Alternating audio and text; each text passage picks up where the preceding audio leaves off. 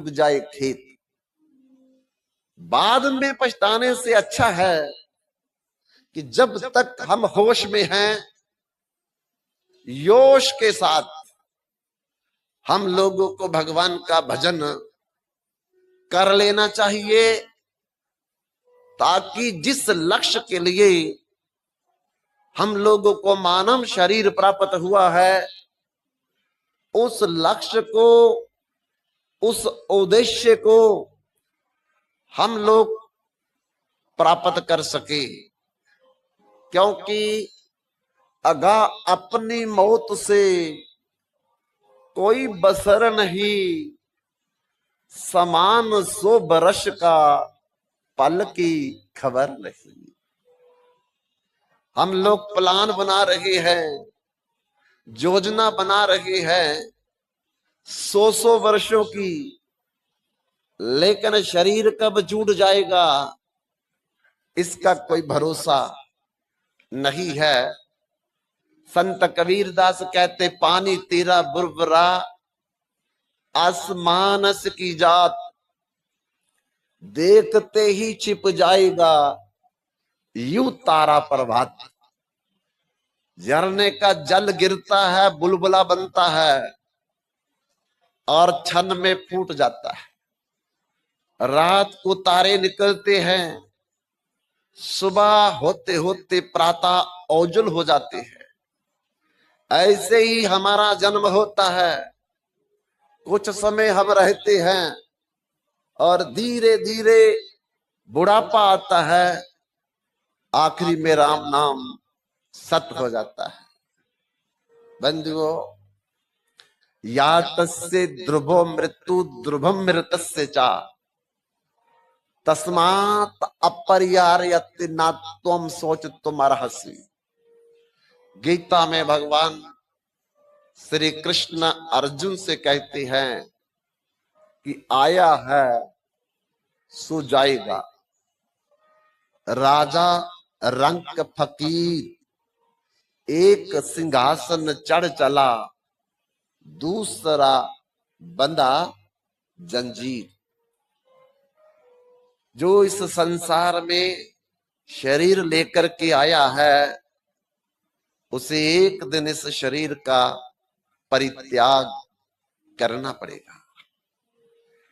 लेकिन करने से पहले पहले हम लोगों को अपना भगवान के साथ किया हुआ वायदा पूरा कर लेना चाहिए। बंधुओं, एक बार माता सत्यावती, जो ऋषि वेद व्यास जी की माता थी, उनके पिता जिनका नाम था दासराज, आदि रात को उनकी नींद टूटी और उठ करके अपने आप को दर्पण में देखने लगे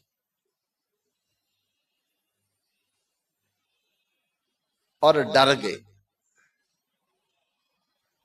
इसलिए कि पहले जैसा उनका चेहरा नहीं रहा था। मुख में दांत गिर गए थे, आंखों की दृष्टि मंद पड़ गई थी, काले बाल सफेद हो चुके थे, कानों की श्रवण शक्ति धीमी पड़ चुकी थी, हाथ कांप रहे थे, कमर झुक गई थी और डंडा लेके चलना पड़ता था। तब मन में विचार करने लगे, अगर ये सब कुछ बदल गया है तो फिर एक दिन मुझे मरना भी पड़ेगा, पर मैं मरना नहीं चाहता, क्या करूं? विचार करने लगे कि ऐसा कोई उपाय मिल जाए, ऐसी कोई जुक्ति मिल जाए, ऐसा कोई तरीका मिल जाए, ऐसा कोई रास्ता दिख जाए कि मैं मौत से बच जाऊं। तो बंधुओं, याद आया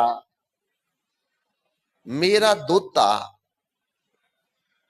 भगवान का अवतार है, ऋषि वेद व्यास। इस समय वो बद्रीनाथ धाम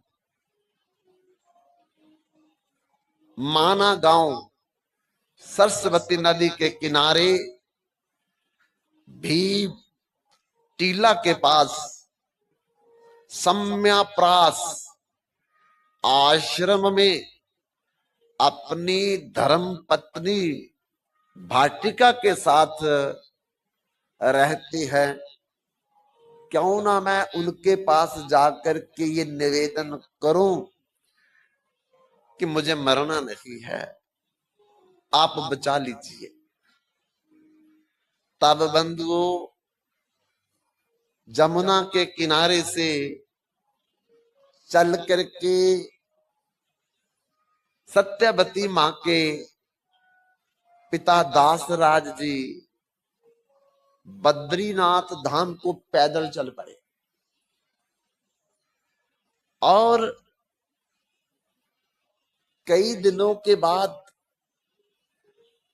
वो पैदल यात्रा करते करते सम्याप्राश आश्रम में पहुंचते हैं। आधी रात का समय था, दरवाजा खटखटाया। उस समय ऋषि वेद व्यास जी ध्यान कर रहे थे। बंधुओं, पहले पहर सब कोई जागे। पहला पहर रात का जब होता है, हर कोई जागता है। दूसरे पहर भोगी और दूसरे पहर में सब नहीं जागते, विषयी लोग जागते हैं।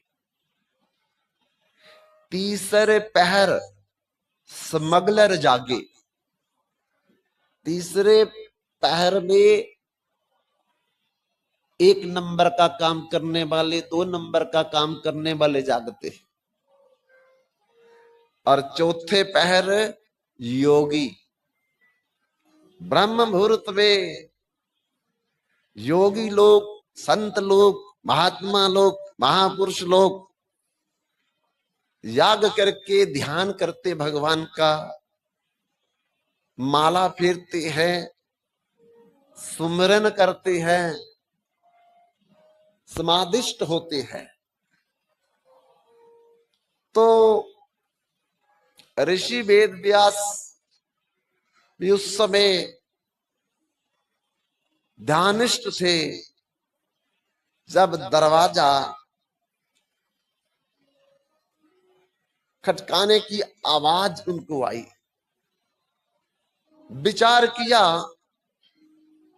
अरे इस समय कौन आया है? लेकिन कोई तो होगा।